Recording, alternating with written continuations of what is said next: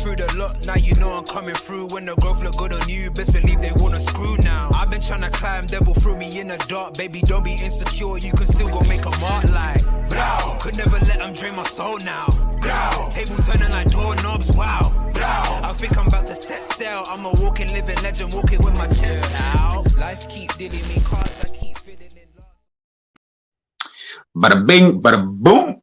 We are here, people. We're back in the building. You already know what time it is. You know what it is. It's G, and we're here with another summer transfer target. Guys, before we even dive in, we're 1 minute in. You are 1 minute into watching this video. Smash that like button, please. Please, just smash that like button. That's all I ask. Smash the like button and subscribe if you are new to the channel. So, we're here.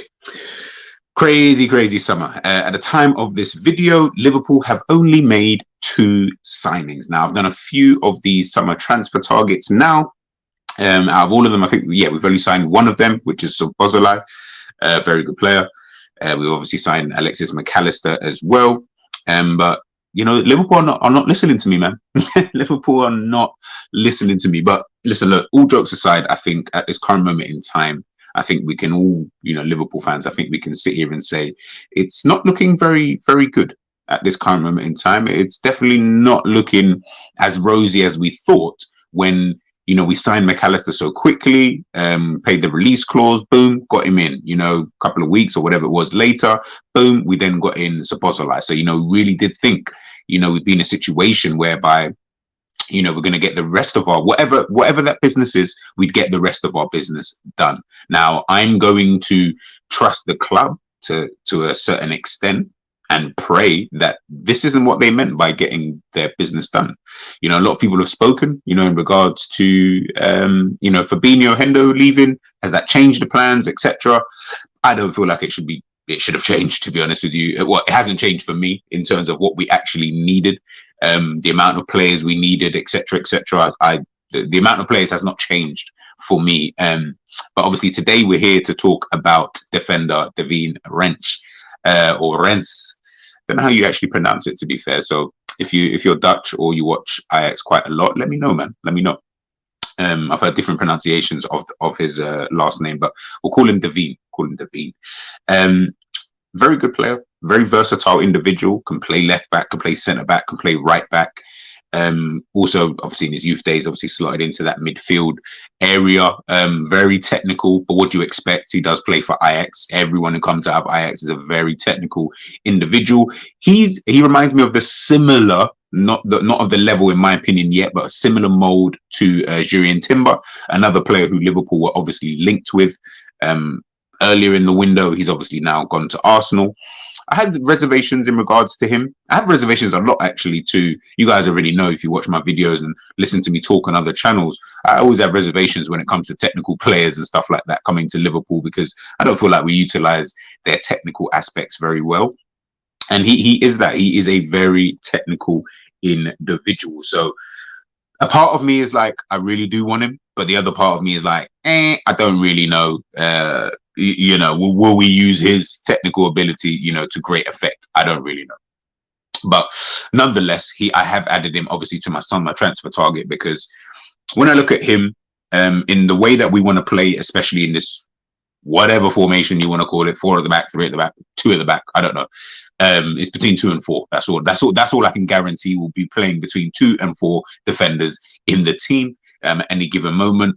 But I feel that because he can cover so much of the positions in terms of the whole of the back 4, the left centre and right back, if we do need him to play in any of those positions, I think he's technically sound enough, but also a very decent defender. Do I think he's as good a defender as a Joe Gomez? No. Joe Gomez is a lot more experienced in the game kind of thing, and he's just overall, in my opinion, a better defender, so to speak, in terms of the essence of actually being a defender. So you're probably going to ask, well, why would I want someone who we all kind of, well, not all, but some people think should leave and isn't looking too good and blah, blah, blah. Again, it's to the technicality mixed in with the fact that he is actually a very good, you know, defender in his own right, just not as good as a Joe Gomez. Do I think we need that? No, I don't. I don't think we need, you know, Puyol or, these kind of Rio Ferdinand, Vidic. We don't need any of that. I don't think in a system like this, with the way that football's going and stuff like that, I don't think Liverpool require those kind of defenders. I don't think we have that anyway. So we don't necessarily require it. And in this type of system, you need a level of fluidity, something that I think, especially at the back, it lacks very, very, very dangerously. I don't think we have fluid defenders. We have defenders. Joe Gomez obviously can play. He's played left back for Liverpool. That's how he came into the team. Playing in that kind of left back position. Under Brendan Rodgers, I believe. So people will say, well, he can play left back, play centre back, he can play right back. I get it. He can play these positions as a quote unquote old school defender when defending was what it used to be. 100%. Most of these guys would actually look really good. Konate would look like amazing, these kind of things. In the way that I'm assuming we're moving into, no, it doesn't really work. You need to be in defense. It's probably defense is as important as anywhere else on the pitch, but especially in defense, we 100% need to have comfortable defenders on the ball. I'm not saying you need to be Lionel Messi, Neymar comfortable. You just need to be, for a defender, you have to be comfortable. You have to be comfortable playing on that left-hand side if you're left-sided centre-back. But obviously it's then impressive if you can then slot into the centre and on the right, which obviously Devyne can do. That's why I'm looking at someone like him. Again, it's that technicality that he's got and the versatility that he obviously brings on top of them being a decent defender, quite a progressive individual, someone who can step in when we need to. Do I think that Konate Gomez can do that? No, not at all. Or not very well, so to speak. Matip can do it. He can kind of step in, but he's, a bit lackadaisical and, he has a lot of mistakes. Well, not a lot, actually. He's got mistakes, in him, and he's just not physically there, which is obviously, that's not his fault. If we're playing a style of football, we need to try and match those qualities with the majority of the team. And, his position in the team in itself isn't really as important, so to speak. But if you're going to then put him into the first team, into this type of system, he will get killed out there. We saw it against Bayern Munich a little bit. So, yeah, that's kind of like the background as to why certain players I'm looking at, who might not be the high profile names, the market for defenders, in my opinion, in terms of available ones who we would actually go for, are starting to get smaller and smaller and smaller. We looked at Lukiba, earlier on, Inacio earlier on, Vardio. We've looked at all of these players, and it's looking like most of them are either not going to come or going elsewhere. Do you know what I mean? So the market is getting smaller and smaller day by day. Now we're generally almost looking at, Livramento went to, I'm not saying we would have signed him, but he's another really, really good right back. If we were looking for a right back, he's now gone to Newcastle.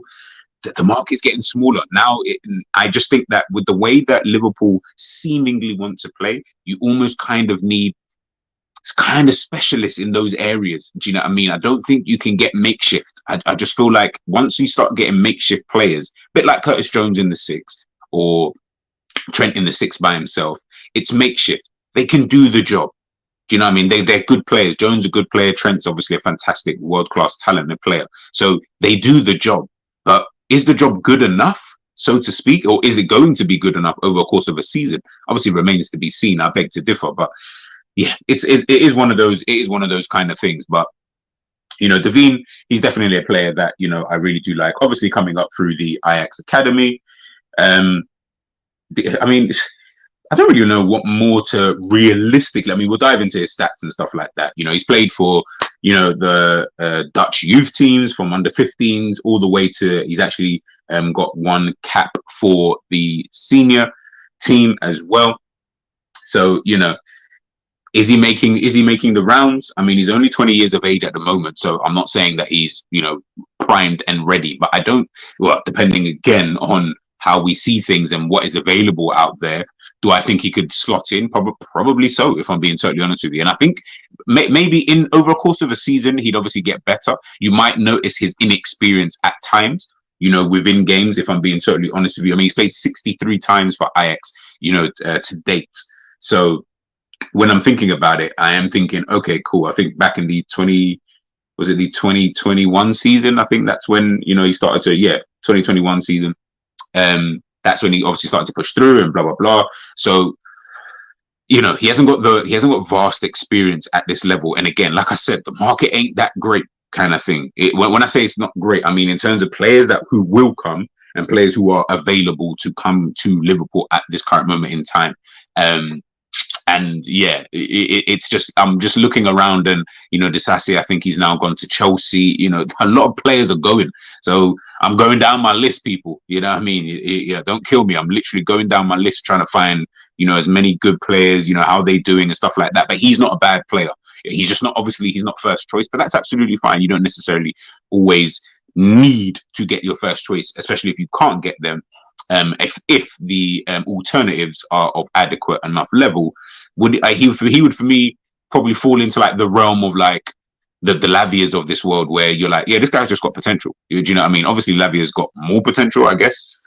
Well, so people say, but they're both got potential. You know what I mean? They're both not ready-made players at this current moment in time. But hey, if that's clearly not what we're going for, then is it going to be a problem? I don't really think so. But obviously, we'll dive in to some of his stats, and why I kind of feel Liverpool maybe should potentially take a look in. Obviously, looking here, heat map, as I said, covering mostly on that right back role, on that right hand side. Obviously, played in the centre as well.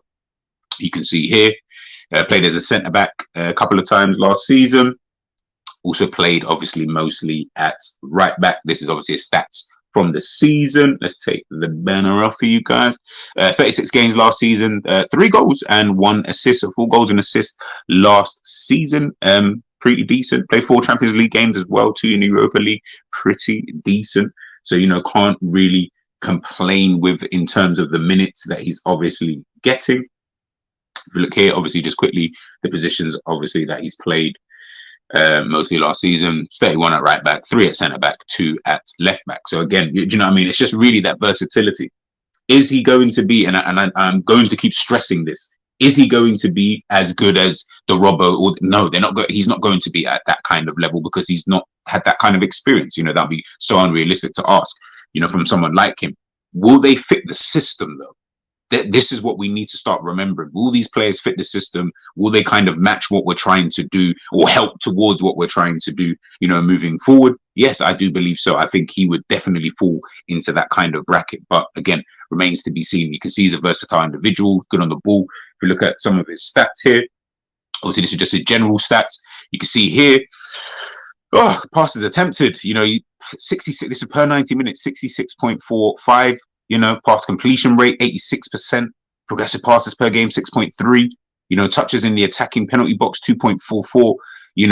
For me, and he's even good at the interception and the tackling side of the game. So again, I'm saying he's not as good as these guys at defending, but he's still very good. He's still at a decent enough level, 20 years of age. Do you know what I mean? So you're not getting in someone who isn't even really that good, kind of thing, in terms of both defensive and attacking transitions. This guy's pretty decent, going forward. Take a look at his passing stats, for the season. This is where he's really off the scale. Obviously, context, he plays for Ajax. They're one of the more dominant teams in their league. But one thing we do know about Ajax is the philosophy of football that they do have at that club. It doesn't really matter who the manager is and, all of that kind of stuff. The philosophy kind of remains the same, with them. And, you guys can check this out for yourself. He ranks really, really, really high when you put him up against other fullbacks around Europe. He's ranking in the top rankings, the top 10%, give or take, for all of the ones that are highlighted, if not the top 5% for some of these, but 10, for the rest of them. So, definitely a player that I think, has got the ability. He's got the defensive stats as well. Tackles in the attacking third. So, someone who, if he does need to push up higher as well, can obviously help out in the pressing stages, a pressing phase, should I say, sorry, for Liverpool. Tackles 1 per game, 1.6, still ranks really, really high. Percentage of dribblers tackled, 72.5%. He's got a bit of pace about him as well. He's not slow. He's not a slouch. He's not going to, he doesn't strike me as someone who gets himself caught out, so to speak. But again, it's the inexperience, so to speak. Do you know what I mean? That's probably what I would say about him. I'm not saying he doesn't have a mistake in him, because he does, like every other defender kind of thing. I'm not saying he's flawless by any stretch. He ain't no Van Dijk, I'll tell you that for free. But he's definitely someone who I think tactically, because of the way that Ajax play, and I think that's another thing as well, because of the way that Ajax play, because of how they are and their philosophy, a lot of these players are going to have, depending on the team that they go to, which is probably why I felt someone like a Donny van den Beek it won't do so well. But obviously playing for Manchester United and their style of philosophy and all of that kind of stuff doesn't really match what he's actually really good at. Whereas De Jong, I know it's Barcelona, but the style of football that they play matches him to a T. Do you know what I mean? So that's why I feel like certain players would just kind of go. De Ligt's kind of been bouncing around because he's been at, all these different kind of clubs, because are they really matching what he's really good at? Who knows? I guess it remains to really be seen. But I think Devyne, I really do like him. I really, really do like him. I think for me, it was always between him and Timber. Timber was just more experienced, so you probably go Timber by default. But I do like him though, because he can cover the left back slot as well. I don't feel like Timber can do that. I feel like he's more centre back, right back, and obviously defensive midfield, which is obviously still good. There's nothing to nothing